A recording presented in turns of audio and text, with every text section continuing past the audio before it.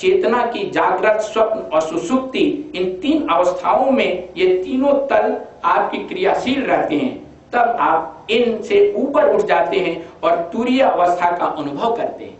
उसने 3 डेग में, 2 डेग में तो नाप लिया, तीसरा डेग के लिए जगह नहीं मिली। उसी प्रकार से आप स्थूल, सूक्ष्म और कारण, ये 3 तल हैं, 3 स्तर हैं, 3 अस्तित्व हैं। आपके अंदर जब वामन अवतार होता है तो आप इन तीनों तल से, तीनों स्तर से, और स्वप्न, सुषुप्ति और जागृत, इन तीनों अवस्थाओं से आप परे उठ जाते हैं।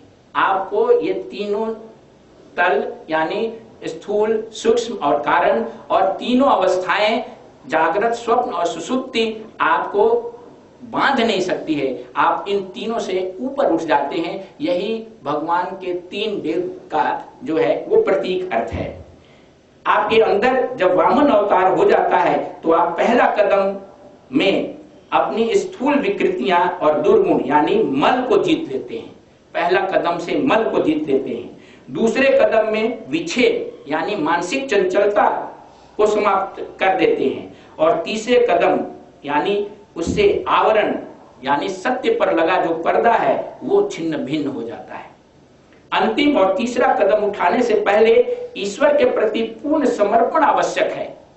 अंतिम कदम यानी ये जो आवरण हटने से पहले आपके अंदर पूर्ण समर्पण होना चाहिए। बलि द्वारा भगवान से तीसरा कदम उसके सिर पर रखने की प्रार्थना इस समर्पण का परिचायक है। बलि कहता है, पूछते हैं भगवान वामन कि तीसरा कदम कहाँ रखें?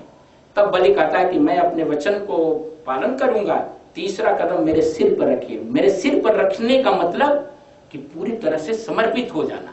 सामने किसी का सिर झुकाते हैं जब समर्पण करते हैं। उसी प्रकार से जब आवरण विच्छिन्न करना होता है, मल यानी काम, क्रोध, लव, ये सब